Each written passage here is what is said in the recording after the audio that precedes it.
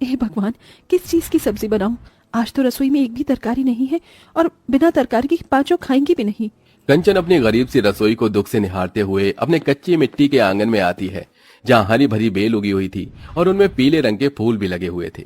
अरे, ये तो काशीफल सब्जी की बेल है, मगर मैंने तो लगाई भी नहीं। शायद अपने आप निकल आई है। चलो अच्छा है, इसके पत्तों की तो अच्छी सब्जी बनती है। इसका साग बना देती हूँ, खा लेंगी पांचों। कंचन काशी फल की बेल में से ताजे ताजे पत्ते तोड़कर मिट्टी के चूल्हे पर खाना पकाने लगती है। तभी आसमान में काले काले बादल छाने लगते हैं और मानसूनी हवा चलनी शुरू हो जाती है। हे भगवान, कितनी जोर से पछवा हवा चल रही है, चूल्हे में आंच भी नहीं लग रही। बरसाती हवाओं के चलते बार बार चूल्हा बुझ जाता है।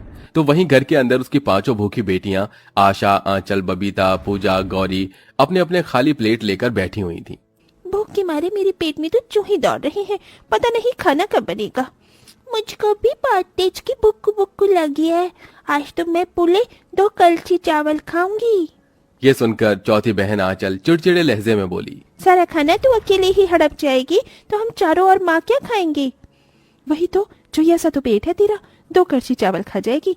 पहले कितना सही था, जब ये माँ का दूध पीकर रह जाती थी, तब हम चारों बहनों को पेट भरकर खाना तो मिलता था। लेकिन जब से ये भी खाना खाने लगी है, हमको थोड़ा थोड़ा ही खाना नसीब होता है।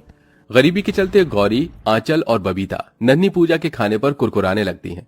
तभी चारों में सबसे बड़ी आशा उन्हें समझाती हुई कहती है, ऐसे नहीं बोलते, पूजा हमारी छोटी बहन है। तुम लोगों को पता है, इसे थोड़े अनाज के लिए माँ जमींदारों के खेतों में दिन दिन भर भूखे प्यासे काम करती है। पिताजी तो कमाते धमाते भी नहीं है, हमारा पेट माँ ही भरवाती है। पांचों बेटियों में आशा ही अपनी गरीब माँ की मेहनत और कष्टों को समझती थी। कंचन किस्मत की मारी वो गरीब माँ है जिसकी शादी रमेश से हुई। रमेश को बेटे की इच्छा थी, मगर उसी गरीबी में कंचन को 5-5 बेटियां हो गईं, जिसकी चिढ़न में रमेश कमाना छोड़ देता है और दारू के नशे में पड़ जाता है।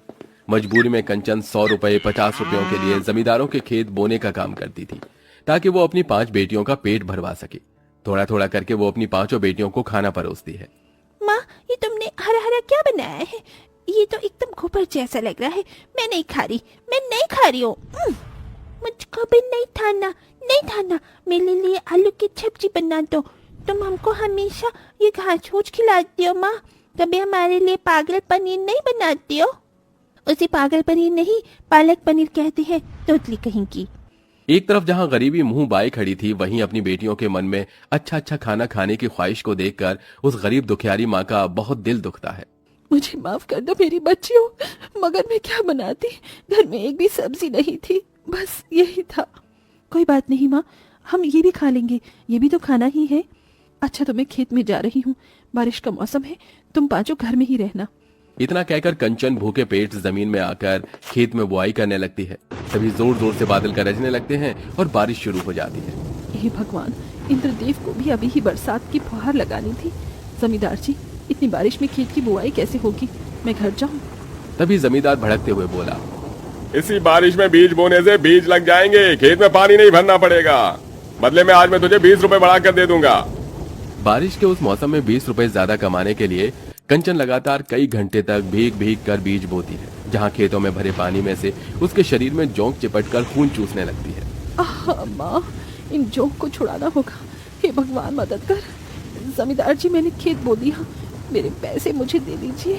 हाँ, ये ले, अब चल जा। उन पैसों को हाथ में लेकर गीली आंखों से वो कहती है, आज इन पैसों से मैं अपनी 5 बेटियों को भरपेट खिला पाऊंगी। थोड़ा बहुत राशन पानी खरीद कर कंचन अपने गरीब कच्चे मकान में आ जाती है, जहाँ हल्की फुल्की बूंदाबांदी तेज तूफानी भयंकर बारिश बनकर खूब बरसती है, जिस मारे घर की कमजोर कच्ची छत जगह जगह से उधर कर टपकने लगती है। आंचल, गौरी, बबीता, चलो जल्दी जल्दी इन बर्तनों का पानी बाहर उड़ेल कर आओ, घर में पानी भरता जा रहा है। कोई फायदा नहीं दीदी, कितना पानी निकालेंगे घर में से? छत तो जैसे झरने की तरह बह रहा है। सारा खाया पिया इस मेहनत करने में निकल गया। भूख लगी है। पता है, हमारे अड़ोसी पड़ोसी के घर में तो इस बारिश के मौसम में चाय पकौड़े बन रहे होंगे, मगर हमको तो सिर्फ घास फूस ही मिलता है। तभी दरवाजे से कंचन आंसू पोंछ कर अंदर आती है। चिंता मत करो, आज तुम्हारी माँ तुम्हें घास फूस नहीं खिलाएगी। देखो, मैं बेसन और चावल लाई हूँ, आज कड़ी चावल बनाऊंगी और खिलाऊंगी और पकौड़े भी बनाऊंगी। कंचन अपनी बेटियों को बारिश के मौसम की जरा सी खुशी देने के लिए खाना बनाती है। तभी एक सरकारी आदमी गाड़ी में सवार घर के आगे से गुजरते हुए ऐलान जारी करता है, सुनो सुनो सुनो, जितने भी लोग इस बस्ती में रहते हैं वो अपने अपने मकान खाली कर दें। मौसम विभाग और समाचार में जारी किया गया है कि 1 सप्ताह तक भारी बारिश होने की संभावना है और बादल फटने की भी उम्मीद है। अपनी अपनी जान बचाइए। ये सुनकर गरीब परिवारों में तहलका मच जाता है। सब अपने अपने यातायात के साधन से जल्दी ही जगह खाली करके चले जाते हैं। मगर इतने में ही बारिश का पानी बस्ती में भर जाता है और जोर जोर से बिजली चमकने लगती है, जिससे कंचन की 5 बेटियां डर जाती हैं। माँ, मुझको बिजली की आवाज से बहुत डर लग रहा है, आंचल में छुपा लो ना। माँ, बरसात का पानी तो हर जगह फैल गया है, अब हम यहाँ से बचकर कैसे निकले? डरो नहीं आशा, मैं हूं ना। चलो एक दूसरे का हाथ पकड़कर चलो, और कुछ भी हो जाए एक दूसरे का हाथ नहीं छोड़ना, साथ नहीं छोड़ना। डरते हुए वो गरीब माँ अपनी 5 बेटियों के साथ बारिश के कहर में बढ़ती जाती है, जहाँ कभी उन्हें कांच चुभते तो कहीं बरसात के संग में गिरते ओलों से चोट लगती और बाढ़ में तैरती लाशें भी दिखती। किसी तरह अपनी 5 बच्चियों को बचाकर वो एक ऊंचे हिस्से में पहुंच जाती है। तभी बादल फट जाता है, जिससे सबके घर जलमग्न हो जाते हैं और वहीं गरीब बेटियों का हाल अब भूखे से बेहाल सा हो चुका था। माँ, कुछ खाने को दे दो, बहुत जोर की भूख लगी है। मैं रूखी सूखी रोटी भी खा लूंगी। माँ, मुझको भी भूख लगी है। हे भगवान, कोई तो रास्ता दिखा। क्या खिलाऊं मैं अपनी बच्चियों को, और कितनी परीक्षा लेगा? तभी वो कूड़ेदान में हरी हरी साग उगा देखती है, जिससे उस गरीब माँ को अपनी भूखी बेटियों को खिला पाने की आस दिखती है। और कोई चारा नहीं, मुझे अपनी बेटियों को ये घास की रोटी ही खिलानी होगी। कूड़ेदान में उगे मेथी, पालक और कुछ हरी नरम नरम घास को तोड़कर कंचन इधर उधर से 4 ईंट इकट्ठी करके चूल्हा बनाकर घास की रोटी बनाकर उन्हें खाने को देती है। तभी बरसात शुरू हो जाती है। हे भगवान, ये बारिश भी ना, सर छिपाने के लिए कुछ तो करना होगा। कंचन कचरे में एक पुराना फटा हुआ तिरपाल देखती है, जिसे लेकर वो 5 को उड़ा देती है। कई दिनों की भूख से जूझती बेटियां हबड़ हबड़ करके वो घास की रोटियां खाने लगती हैं। कैसी बनी है घास की रोटी, अच्छी नहीं लग रही है ना स्वाद में। माफ कर दो अपनी मजबूर माँ को। मैंने तो अपनी जिंदगी में कभी सुख भोगा भी नहीं, लेकिन दुख तो इस बात का है कि तुम 5 को भी इस बारिश में दुख झेलना पड़ रहा है और ये रूखा सूखा खाना पड़ रहा है। माँ, भूख में तो रूखा सूखा भी अमृत लगता है। ये क्या कम है जो इस बारिश में हमको ये घास की रोटी भी नसीब हो गई। और ये घास की रोटी बहुत ही करारी और स्वाद बनी है, हम सबको अच्छी लगी। हाँ माँ, मैं तो पूरी 2 घास की रोटी खा गई। माँ, अगर इस बारिश के मौसम में हम ये घास के पकौड़े बनाकर बेचें तो इतने पैसे तो कमा लेंगे कि 2 टाइम खाने की दिक्कत नहीं आएगी। मंजली बेटी गौरी की कही बात सबको सही लगती है और अब कंचन अपनी 5 गरीब बेटियों के साथ बारिश के मौसम में घास के पकौड़े बेचने लगती है, जिससे खाने वालों की भीड़ जमा होने लगती है।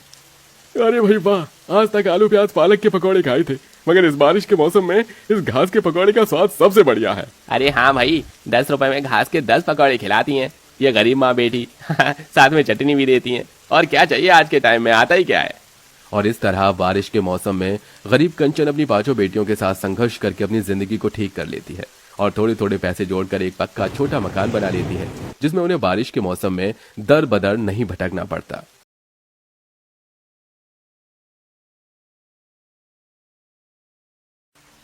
थोड़ा जल्दी जल्दी पानी निकालो, देखो कैसे घर के अंदर पानी भर गया है।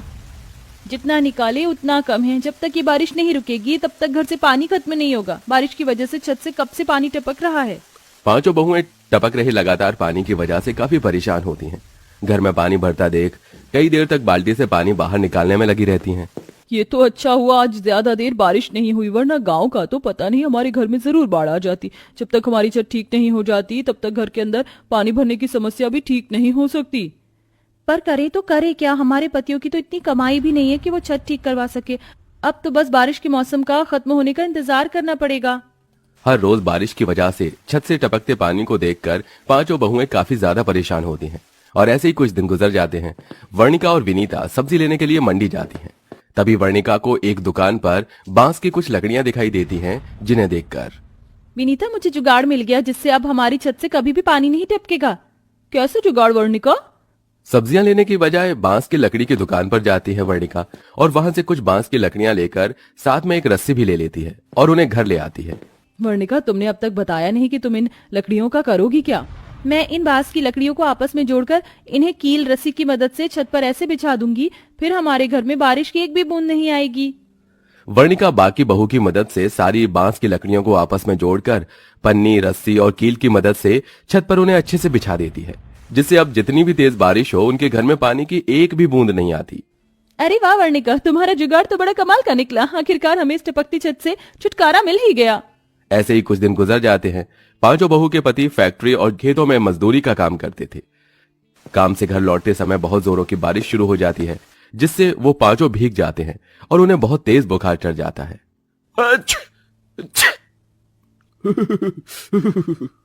हे भगवान, इन्हें तो बहुत तेज बुखार हो गया है। कैसे कपकपा रहे हैं। मैं इनके लिए जल्दी से काढ़ा बनाकर लाती हूँ। काढ़ा पीने के बाद ये लोग ठीक तो हो जाएंगे, लेकिन अगर फिर से बारिश में भीगे तो इनकी तबीयत फिर से खराब हो सकती है। काश हमारे पतियों के पास रेनकोट होता तो उन्हें इस तरह बारिश के मौसम में परेशानी नहीं होती। बारिश के मौसम में रेनकोट के दाम काफी ज्यादा बढ़ जाते हैं, जिसके चलते पांचों पत्नियां अपने पतियों के लिए चाहकर भी रेनकोट नहीं खरीद सकती। और ऐसे ही कुछ दिन गुजर जाते हैं। विनीता हर रोज की तरह अपने आंगन की झाड़ू लगा रही होती है। तभी वो एक आदमी को देखती है जो बारिश से बचने के लिए सिर पर पन्नी ओढ़कर जा रहा होता है, जिसे देख विनीता के दिमाग में एक जुगाड़ आता है और अब वो आसपास से ढेर सारी मोटी मोटी पन्नियों को इकट्ठा करके सिलाई मशीन की मदद से उन्हें आपस में जोड़कर सिलती है। विनीता, ये तुम क्या कर रही हो? इन पन्नी को क्यों सिल रही हो? तुम बस देखती जाओ, मैं इन पन्नियों की मदद से क्या बनाने वाली हूँ। कुछ घंटे में विनीता पन्नियों की मदद से पांचों के लिए रेनकोट बनाकर तैयार कर देती है, जिसे पहनकर उनके पति जैसे ही बारिश में जाते हैं तो वो बिल्कुल भी नहीं भीगते। अरे इन्हें पहनकर तो हम बिल्कुल भी बारिश में नहीं भीग रहे हैं। अब हम आराम से काम कर सकते हैं। विनीता, तुम्हारा जुगाड़ तो मेरे जुगाड़ से भी ज्यादा बढ़िया था। तुम्हारे जुगाड़ की वजह से अब हमारे पति कभी भी बारिश में बीमार नहीं होंगे। बारिश के मौसम में अक्सर पांचों बहुएं ऐसे ही छोटे मोटे जुगाड़ से बारिश में होने वाली छोटी मोटी परेशानियों को हल कर देती थी। सुबह से दोपहर हो गई, लेकिन ये बारिश तो रुकने का नाम ही नहीं ले रही है। अब जब तक ये बारिश रुक नहीं जाती तो हम बाहर कैसे जाएंगे? घर में एक छाता था, वो भी टूट गया। अब तो बिना छाते के घर से बाहर निकलना नामुमकिन है। बारिश होने की वजह से पांचों बहुएं ज्यादातर अपने बाहर के काम नहीं कर पाती थी, जिससे उन्हें काफी परेशानी होती थी। ऐसे ही एक दिन पांचों बहू के घर के बाहर एक केले के ठेले वाला आता है, जिसे देखकर पांचों बहुएं केले लेने के लिए उसके पास जाती हैं। अरे, आपके पास तो केले के पत्ते भी हैं। मैंने सुना है केले के पत्ते की सब्जी काफी अच्छी बनती है। क्यों ना आज हम यही बनाएं? अलका ढेर सारे केले के पत्ते ले लेती है। केले के पत्ते काफी ज्यादा मजबूत और बड़े होते हैं, जिसे देखकर निधि कुछ सोचने लगती है। अलका शाम को जैसे ही सब्जी बनाने के लिए केले के पत्तों को काट रही होती है कि तभी निधि, रुक जाओ अलका, इन पत्तों को मत काटो। ये हमारे बहुत काम आ सकते हैं। ये सब्जी बनाने के अलावा हमारे किस काम आ सकते हैं? क्या तुम इन्हें पहनकर झिंगा लाला डांस करने वाली हो? अलका की बात सुनकर बाकी की चारों बहुएं हंसने लगती हैं। निधि अलका से केले के पत्तों को लेकर सुई धागे की मदद से एक एक करके उन्हें आपस में जोड़ लेती है और घर में बची बांस की लकड़ियों को छोटे आकार में काटकर उन पत्तों में लगा देती है। बांस और केले के पत्ते की मदद से एक बहुत मजबूत और सुंदर छाता बनकर तैयार हो जाता है, जिसे देखकर बाकी की चारों बहुएं हैरान रह जाती हैं। हम तो कभी सोच भी नहीं सकते थे कि बांस बस और केले का पत्ते का छत भी बन सकता है। चाहे कितनी भी बारिश क्यों ना हो, हमें इन छातों का इस्तेमाल करके आसानी से बाहर जा सकते हैं। पांचों बहू को अब जब भी कहीं बाहर जाना होता था तो वो बारिश में इसी छाते को लेकर जाती हैं। निधि के जुगाड़ से घर में सभी को फायदा होता है और ऐसे ही कुछ वक्त और गुजर जाता है। हे भगवान, ये क्या? मैं तो खिड़की बंद करना भूल गई थी। बारिश के पानी की वजह से सारा चूल्हा गीला हो गया। अब मैं खाना कैसे बनाऊं? गीली मिट्टी के चूल्हे को देख देख कर योगिता काफी देर तक सोच में पड़ी रहती है। अचानक योगिता को एक जुगाड़ सूझता है। योगिता जल्दी से घर के कोने में रखे कुछ ईंटों को लेती है और उन्हें एक पर एक रखकर उसके अंदर लकड़ियां जलाकर डाल देती है और अब आराम से ईंट के चूल्हे पर खाना बनाती है। चलो, अब बार बार मिट्टी का चूल्हा बनाने की टेंशन खत्म हुई। पांचों बहुएं ऐसे ही हमेशा छोटे मोटे जुगाड़ से, जैसे बारिश के समय खिड़की और दरवाजे के कोनों पर अच्छे से बोरी लगा देना जिससे घर के अंदर बारिश का पानी ना आए, घर के चबूतरे को ईंट सीमेंट की मदद से ऊंचा कर देती हैं, तो कभी बांस की लकड़ियों की मदद से बड़ी बड़ी टोकरियां बनाना जिसमें बारिश का ढेर सारा पानी इकट्ठा कर लेती हैं और जब भी उनके गाँव में पानी नहीं आता तो उसका इस्तेमाल करती हैं। 4 दिन हो गए, लेकिन ये बारिश तो रुकने का नाम ही नहीं ले रही। अगर ऐसी बारिश होती रही तो कहीं हमारे गांव में बाढ़ की समस्या ना आ जाए। गांव में कई जगहों में पानी भर गया। ऐसे में गांव के लोगों को काफी परेशानी हो रही है। अगर गांव में बाढ़ आ गई तो हम लोग बाहर कैसे जाएंगे? हमने जिस तरह बांस की टोकरियां बनाई हैं वैसे ही हम बांस की नाव भी बना सकते हैं। अगर कल को गाँव में बाढ़ आ जाती है तो हम नाव की मदद से इस बाढ़ से बच सकते हैं। अलका का जुगाड़ सभी को पसंद आता है, जिसके बाद अब पांचों बहुएं मिलकर एक साथ बांस की लकड़ियों को काटती हैं और एक एक कर उनसे 4 से 5 नाव तैयार कर देती हैं। कुछ दिनों में गांव के अंदर बारिश की वजह से बाढ़ आ जाती है और हर कोई बाढ़ में डूब रहा होता है। वहीं पांचों जुगाड़ू बहुएं अपने पतियों के साथ उस बांस की नाव में बैठकर आसपास मौजूद लोगों की बाढ़ में डूबने से बचाने की उनकी मदद कर रही हैं। अरे बहन जी, भाई साहब, आपका बहुत बहुत शुक्रिया। आज अगर आप लोग नहीं होते तो मैं और मेरा परिवार तो इस बाढ़ के पानी में डूबकर मर ही जाते। आपने मेरे और मेरे बच्चे की जान बचाकर हम पर बहुत बड़ा उपकार किया है। मैं आपका एहसान कैसे चुकाऊं? पांचों बहुएं अपने पति के साथ मिलकर कई लोगों को बाढ़ से बचाकर एक सुरक्षित जगह पर ले जाती हैं, जहां रेस्क्यू टीम उनकी मदद करती है। कुछ दिनों में बारिश कम होने की वजह से बाढ़ का पानी भी अपने आप कम होने लगता है और सबका जीवन बिल्कुल पहले की तरह होने लगता है। वहीं पांचों बहुओं को उनके इस जुगाड़ और लोगों की मदद करने पर सरकार की तरफ से इनाम भी मिलता है। आज तुम पांचों की वजह से हमें इतना गर्व महसूस हो रहा है। तुम पांचों की जुगाड़ ने हमेशा हमें इस बारिश से बचाया है। तुम सही मायने में जुगाड़ू बहुएं हो। गांव के लोग सरकार और अपने पतियों से इतनी तारीफ सुनकर पांचों बहुएं काफी खुश होती हैं, जिसके बाद अब वो गांव में रहने वाले कई लोगों को बारिश और बाढ़ के पानी से बचाने के लिए तरह तरह के जुगाड़ बताती हैं। इसी के साथ सरकार से मिले इनाम के तौर पर पैसों से वो अपनी आर्थिक स्थिति को भी ठीक करती हैं। साथ ही हमेशा अपने जुगाड़ की मदद से कई लोगों की मदद भी करती हैं।